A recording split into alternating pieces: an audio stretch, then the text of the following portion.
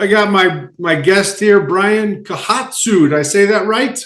You did. You nailed it on the first try. Wonderful. First try. That's my musical ability right there. Dude, it's been over a decade. How the heck are you? I've been well. How have you been? Been good. Been good. Up there in the mountains, freezing to death? Oh, love it. Love it. Love it. It's not that cold. What? It got up to 45 today. Ooh, It was good. a heat wave, huh? Absolutely. And the Okay. snow we had melted, but we've been talking about the snowstorm coming, so hopefully it doesn't affect this Friday. Let me tell everybody. So Brian's going to be headlining at the Orpheum this Friday. I believe that's the 9th.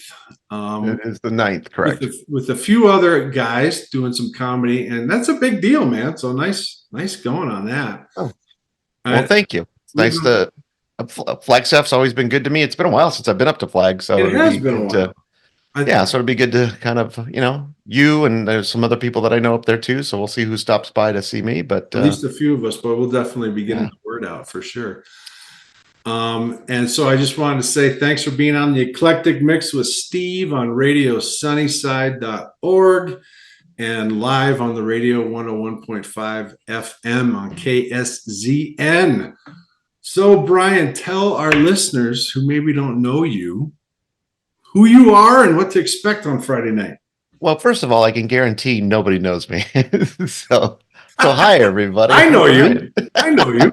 There was one. Okay. All right. So like I said, there's a few others. So maybe 5 out of, I don't know what the population is up there. But Arizona native, been a comedian now for almost getting up there to doing stand-up for 15 years now. So it's kind of, this is a late journey in life for me, but it's been a fun one. And, I've been getting out and going to different states and, seeing what it's all about, but it's fun. But yeah, it's good to, I think the last time I was scheduled to be up, I tore my Achilles and I couldn't travel. So yeah, you don't want to do that. Yeah. So I've been horribly rehabbing that for the last 6 years. So I can still walk. I can still jump around. So you'll see. If you go Friday, you'll see me. You'll see you jumping? Jump around. Okay. You'll see me jumping around a little bit. Not much. Don't ski the day before. You don't want to hurt anything. But no, not at all. I don't do well in cold though. I will say I was born and raised here, but in the valley. So put a big jacket on. It was hilarious. I interviewed Roger Klein from Roger Klein the Peacemakers a couple of weeks ago, and he did a show up here a couple of weeks ago, and his drummer was like, he's playing the drums with like this huge jacket on. I'm like, dude, that came off after the first couple songs. But now, how would you describe your comedy? That's great. It's a great question. I think I had a friend tell me one time, he said, I'm like a little variety show. So then that was a compliment. So absolutely.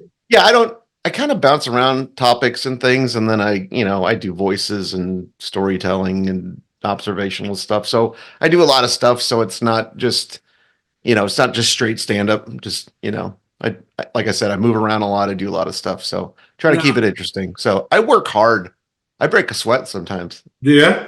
Unlike other comics. Yeah. Who like are super intellectual. I could just talk. I have to like sell it every minute of my set. I have to sell it. So I love how comedy's like, I don't know if it's a new resurgence or what, it's all over Netflix now. You can see all these new guys and the clean comedy like Nate Garbetsy or Batsy, however you say his name, Brian Regan, Gaffigan. What's your take on that? We could talk for hours on this. I'm sure. In general, I mean, comedy's had a second boom. I mean, the internet has provided that platform for everybody, so it is out there more. So Netflix, of course, jumped on it quickly, and of course is doing great. Everybody else has been getting other specials going. I have like my Dry Bar special.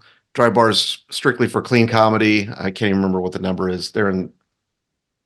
So is that wrong on the numbers, but it's like it's in the millions on the app. I mean, it's like I don't know, it's 30 million on the app. Dry Bar Comedies out of Utah. They strictly do only clean content. Neat. And there's a ton of comics on there, and not everybody necessarily. All the comics are clean, but if you were to see them live, not all of them are clean. You know what I'm saying? They clean it Yeah. up for dry bar, and then like when they're on the road, they do whatever they want. Good to Uh, know. but yeah, it's definitely a source for clean comedy, and it's great. I mean, there's a lot of great comics on there, so that's worth Okay, checking I'll have to out. Dry check that bar, out. like you can check out my dry bar. Not that this is a plug, but you can check it out for free if you put my name in the. When you sign up for it, you just put my Okay. full name in there, and then you get a month for free, and then you can watch my special and whoever, and then you can cancel All before the right. month's over. We'll be doing So that. So of course it's a plug. sure. So So dry bar comedy and put in Brian's name. yep, absolutely. So So who are some of your favorite comedians? well, you mentioned Nate Bargatze is fantastic. I mean, he's really he's been around for a long time. I Yeah. mean, a long time. Well, he's not that old, but you know, it was a slow progression to get famous for him. Right. You know, when he did Saturday Night Live, you know, a couple months ago, that was huge. I mean, Right. for his journey. I actually opened for him here in Phoenix at one point, Did you really? like a week before he did his first Tonight Show, and he was getting Wow. ready to do that set and everything else. So it was one of the last shows he did before he got on the map. But he's great. You know, you mentioned Brian Regan's fantastic. There's so many out there now. So is it harder or easier to be a clean comic? Um, well, I've only done clean, so it's all I know. Is it? I don't know. I don't know. Comedy in general is hard, Yeah. but I don't know. I think it's a little bit easier to go blue. I mean, You but just it's the lowest common denominator, so all the punchlines are kind of the same. right. So, you know, I actually teach a stand-up class down here in Phoenix, and Uh-huh. I just tell everybody, you know, try to get creative, try to get clever, because if not, it's the same punchline over Right. and over and over, and then the audience gets broken down and just they're just tired of it, you know, after a while. Because like you know, if you go to an open mic and it's all new people, Oh. it's you know it's body part jokes for 90 minutes, and it's Like the playground, huh? yeah, and, you know, and it's just you know language is flying all over the place. But I will say this because I mean I go to plenty of open mics, and when you think you've heard it all, you haven't. Every week I'm surprised, like, well, there's something I didn't know. You Wow. know, if you could write cleaner and be more clever, I think it goes along. You're more bookable, that's for sure. I Oh mean, yeah, that's for you, sure. you can work anywhere, you Okay. know. So, and I do churches, casinos, corporate jobs. I do, you know. So I get, you know, I'm bookable everywhere. So, and if you want to do it for a living, then that's the way you got to go. So when you prepare for a show, do you like, okay, this is what I'm going to go over, or do you like go off on tangents, or do you like have all your, obviously you have your stuff memorized, but Yeah, I mean, I have my standard set that I do. okay. But you know, like when I get up to Flagstaff, I mean, I've been up there before. I used to have a cabin up in Oak Creek, so I'm familiar with the area up there. Nice. So I'll talk a little bit about, you know, that kind of off the cuff or whatever. If something happens in the room, obviously you talk about it. But so Now, how do you write? Do you like, do you never know when it's coming, or do you sit down at a certain time and write, or how do you come up with stuff? I'm in constant conversation with comics. So conversation is always kind of funny. All Things right. come from that sometimes, and then you know pull out your phone, got to take notes real quick, Right. grab a piece of paper and jot them Yep. down. Uh-huh. Usually it comes to me like for some reason early in the morning, right when I'm in that lucid sleep, waking up, I Okay. start thinking of stuff and then in the shower for some reason. Okay. Um, but then other than that, sometimes I do writing groups with friends of mine. We'll get together and just kind of what you know, little ideas we've had. That's Mhm. the thing too. If you go through your notes in your phone, you'll see something that says like Mexican pizza, and you'll go, I don't know what that means. Like I had an idea at one point, something funny about Mexican pizza. All Like right. Mexican pizza, I don't know. So then you sit there and you try to think of a joke and you can't, and then the moment's passed. So you got to take good notes, is what I'm saying. You got to really audio notes are probably the best because you can just kind of you know just get everything out. Well, then you can hear maybe an inflection in your voice or something that makes it funnier, or how you, Yeah, yeah. I think too, hearing yourself kind of triggers it too. Like, oh, that's right, Right. you know. Right. But yeah, those written notes all the time are the ones that kill you. You know, like floor wax. What? So So after you get those ideas, are you like always like rewriting it and just always tweaking it, or yeah, so like I have a couple friends of mine that I can reach out to, once I Okay. think of something and say, hey, what do you think of this? And they'll go, no, or yeah, there's something there, or yeah, that's pretty funny. So you Right. kind of get it to gauge it that way. And then at that point, once you write your joke, then it's a question of now go to an open mic, or Right. the best thing, like I don't go to that many open mics anymore, but what I like to do is like if I've got a book show, then somewhere in the middle, I will do the joke and see if it works. Okay. Sandwich it in between a couple good We're jokes. the And ones that you know that are going to be yeah. good. Then if it bombs, you go, okay. And then you go on to the next one Right. and you get them back. But that's the easiest way to do it, is kind of do it live and then just kind of figure it out as you go. Cause it'll evolve. All jokes will evolve to the point where, Right. they get shorter, they get, you're telling them better, emphasis on one word versus another. Just, Right. yeah. And then I suppose it just comes second nature, right? Just you don't Yeah. have to think about it; it just comes out. And it's like stage time. I mean, it's like musicians. The more you're playing a song, the more you understand it Oh yeah. and, where the important parts Right. really are. And then, but yeah, it's all stage time at the end of the day. Similar to being a musician, but oh my God, so different. Yeah. I just, I respect you guys so much for So doing that, and being put on the spot to be funny is hard. But I mean, you've always probably been the funny guy anyway, right?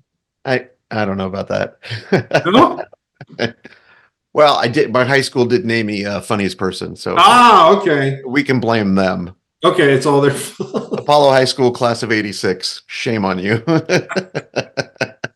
So, but I don't know. I didn't get interested. I mean, I didn't start comedy till I started improv at 38, Dang. 37, 38 years old. Yeah. And I didn't do stand up until I was 41. So, yeah, Awesome. totally late in life. So being Mr. Nice Guy and Funny Guy, do you still have to deal with hecklers? Are they just always there? It's kind of funny what defines a heckler. You don't really see, like, you watch a movie and they're like, Right. the hecklers go right after the guy. Right. It doesn't really happen like that. I mean, I've seen that happen. That type of heckling is pretty rare. Usually you get the chatty table Right. that they just won't shut up, or you get the person that they want to help you. They're commenting during and like adding adding stuff, and you're like, okay, thanks, I got All this, right. kind of thing. Right. And Oh, then every once in a while you get just something weird that happens in the audience. I mean, yeah. I've had it too. I had it once where a woman was laughing too hard Oh my gosh. and they asked her to leave during my set. Did they Uh, really? she was intoxicated, but she was Okay. just like like De Niro in Oh, Cape Fear, oh, just sitting in the front, like oh. it was distracting. But they kicked her out, and she was like, "Why am I getting kicked?" But she was drunk. Right, She was but having too good of a time. yeah, So no, yeah. I was at the Brian Regan show up here in Flag, and there was somebody off in the corner. Like, oh my god, yeah, it's that one person that, whoo, it's like the first time they've been to a comedy show. Like, oh, wow, this is great. yeah, right, right. Yeah. Oh man. I'm opening for Brian's brother actually in April down in Stir Crazy. Oh, cool. I've heard. April 19th, 20th. Yeah. Dennis Regan. I opened for Dennis before. He's a super nice guy too. So Cool. yeah, looking forward to that. But yeah, So, he's a clean comic too. I mean, there's a lot of good ones out there. yeah. What can we tell people to make sure they come Friday, as long as it's not snowed out? As long as it's not snowed out, expect me to be thawing out if I am. If I make it there, I'm going to be cold. I know that much. I think, like I said, Matt Santos is going to be up from Prescott.